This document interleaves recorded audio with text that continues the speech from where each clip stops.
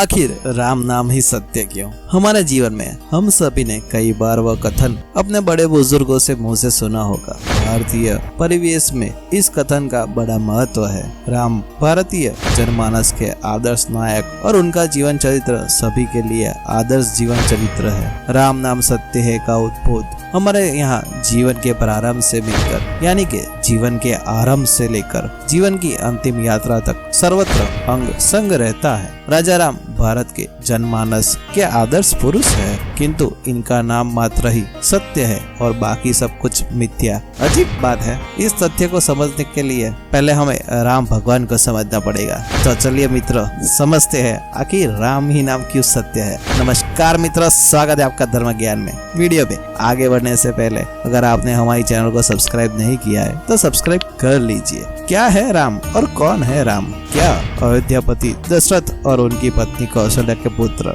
मात्र ही राम है? क्या सती सीता के पति ही मात्र राम है? क्या लक्ष्मण भरत और शत्रुघ्न के भाई मात्र ही राम है? या फिर लंकापति रावण पर विजय प्राप्त करने वाले वनवासी मात्र ही राम है? क्या राम और क्या है? भारतीय जनमानस में उनकी छवि क्या है? राम कथा भारत में कथा मात्र ही नहीं है, राम कथा अपने आप में एक संपूर्ण दर्शन है। राम कथा एक आदर्श जीवन के लिए संपूर्ण उदाहरण है। राम नाम सत्य है उक्ति में केवल राम का नाम लेना मात्र ही सत्य नहीं है, अपितु भगवान राम के आदर्श जीवन से प्रेरणा लेकर जीवन को जीने और उनके आदर्शों को अपने जीवन में उतार कर ग्रहण करना ही वास्तव में जीवन के सत्य को समझने की प्रक्रिया है। अयोध्या के युवराज राम यूं ही भगवान राम ही नहीं हो जाते। अयोध्या के युवराज से भगवान राम होने तक का सफर एक साधारण मनुष्य के द्वारा जीवन में प्रस्तुत हुई चुनौतियों का समझकर यानी कि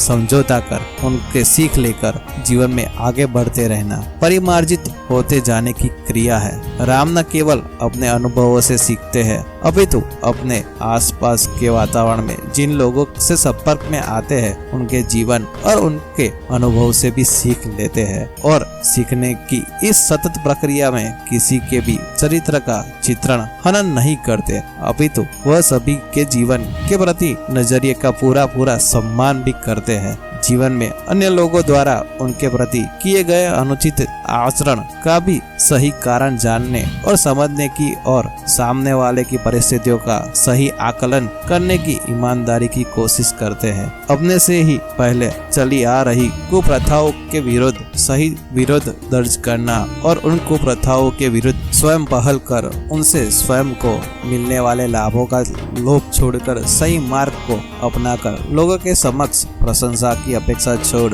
उदाहरण प्रस्तुत करना राजकुमार राम की नैतिकता को अलग आयाम पर खड़ा करता है। राजकुमार राम जब अपनी पत्नी को एक पत्नी व्रत का वचन देते हैं तो उस समय के परिप्रेक्ष्य में जहां उनके स्वयं के पिता की 3 पत्नियां हैं, यह अपने आप में बहुत बड़ी बात है। किंतु राम सीखते हैं कि यदि एक आदर्श परिवार की स्थापना करनी है तो पत्नी के अतिरिक्त पति का भी अपने पत्नी के प्रति पूर्ण समर्पण और पूर्ण आदर करना जरूरी है। यह केवल पत्नी का ही कर्तव्य नहीं है, कर्तव्य परायणता की आवश्यकता पति की तरफ से भी है। भगवान राम के राज्याभिषेक के वक्त माता कैकेयी ने अपने पति से अपने 2 वरदान मांगे थे। उनके पहले वरदान के फलस्वरूप भरत को राज्य और दूसरे वरदान के फलस्वरूप राम को 14 साल का वनवास मिला था। कैकेयी के इस आचरण को भी कभी भी अच्छी नजर से नहीं देखा गया, किंतु ऐसे समय में कैकेयी की बात के मर्म को समझाने वाले आदर्श पुत्र राम ही थे। ऐसे कठिन वक्त में भी राजकुमार राम ने अपनी माता के निश्चल स्नेह और निष्कपट प्रेम पर कभी अविश्वास प्रकट नहीं किया। कैकेयी का अनुचित आचरण आज भी जग विख्यात है, किंतु यह कोई नहीं देखता कि अपने पति जिनके प्रति कैकेयी ने सदैव अपना पूर्ण समर्पण दिखाया, वही पति उन्हें पत्नी का उचित स्थान भी नहीं दे रहे थे। यदि राजा दशरथ अपनी समस्त पत्नियों और समस्त पुत्रों के प्रति समान दृष्टि रखते तो क्या कारण था कि भरत और शत्रुघ्न के वहां न होने पर भी राजकुमार राम के राज्याभिषेक का आयोजन किया जा रहा था? राम भरत लक्ष्मण और शत्रुंजय का प्रेम जग विख्यात है। ऐसे में भरत और शत्रुंजय के वापस राजधानी आने की राह क्यों नहीं देखी जा सकती थी? और यदि राजा दशरथ के मन में सबके लिए समान स्थान था तो क्या राम के वनवास का दंश वह नहीं सह सकते। स्पष्ट देखा जा सकता है कि राम के प्रति दशरथ का प्रेम पक्षपाती था। एक आदर्श राजा होने के पश्चात भी राजा दशरथ राज सिंहासन के उचित उत्तराधिकारी के परख किए बिना अपने प्रिय पुत्र को ही राजा बनाना चाहते थे। राजा दशरथ के इस पक्षपात की प्रति माता कैकेयी के सही अथवा गलत आचरण की सही मर्म तक केवल राम ही पहुँचे।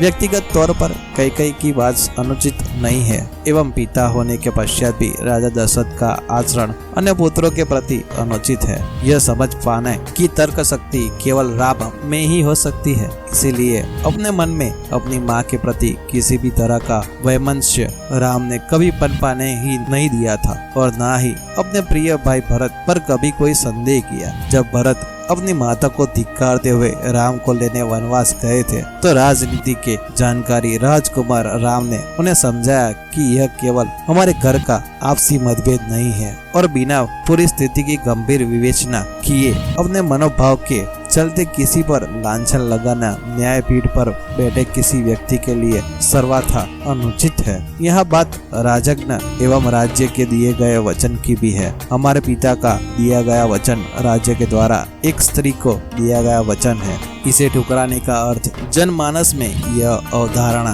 बैठाना है कि राज्य उनके हितों के लिए दिए गए वचन से फिर भी सकती है। अतः किसी भी राजा के दिए गए वचन का पालन राजा के लिए परम कर्तव्य है। माता कैकेयी केवल राजा दशरथ की पत्नी ही नहीं अपितु अयोध्या की प्रजा का प्रतिनिधित्व भी करती है। अतः राजा दशरथ के दिए गए वचन के पालन हेतु राजकुमार राम 14 साल तक कठोर वनवास सहर्ष स्वीकार करते हैं और जब वनवास की इस अवधि में लंकापति रावण की खूबसूरत एवं चंचल बहन शूर्पणखा द्वारा उनकी प्रति प्रणय निवेदन होता है तो वह शिष्टता पूर्वक मना कर देते हैं। शूर्पणखा का चंचल सौंदर्य भी उन्हें उनकी पत्नी व्रत से पदभ्रष्ट नहीं कर पाता और जब रावण राम की प्रिय पत्नी सीता का हरण करके लंका ले जाती है तो आदर्श पति के उदाहरण को प्रस्तुत करते हुए राजा राम बिना अयोध्या की सहायता लिए किष्किंधा प्रदेश के समस्त वनवासियों को एकत्र कर लंकापति रावण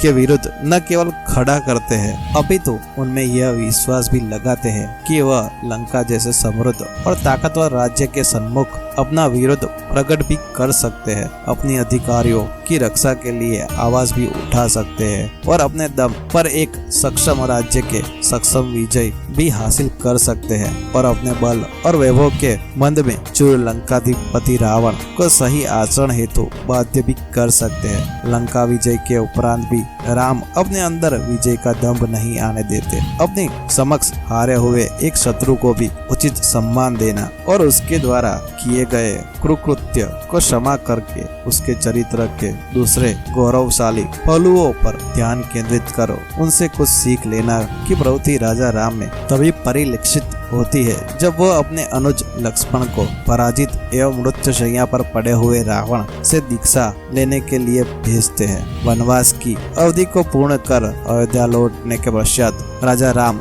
एक आदर्श राज्य की स्थापना करते हैं जिसमें किसी भी स्तर और सामाजिक स्थितियों के व्यक्ति की व्यक्तिगत विचार, सहमति और असहमति सहज ही राजा राम तक पहुंचाई जा सकती थी और सभी के विचारों, सहमति, असहमति और संतुष्टि का राज्य के सर्वोच्च स्तर तक प्रभावशाली ढंग से संज्ञान भी लिया जा सकता था। अपने राज्य के निवासियों की संतुष्टि के लिए राजा राम ने अपने निजी जीवन में भी कई तरह के त्याग किए। इस प्रकार राजा राम के जीवन के आदर्श भारतीय जनमानस के लिए प्रेरणा स्रोत है। शक्ति के मध्य में चूर होकर अपने समक्ष किसी को भी तुच्छ एवं हीन समझना एवं अपनी समझ को सर्वोपरि रखना सामान्य आचरण है, किंतु राम का आचरण हर परिस्थितियों और हर परिप्रेक्ष्य में सबको सुनना, सबको समझना और सबकी भलाई हेतु स्व का त्याग करना है। यही राम के जीवन का सार है और यही वजह है कि राम नाम ही सत्य है। अगर आपको पता चला है और आप समझ गए हैं कि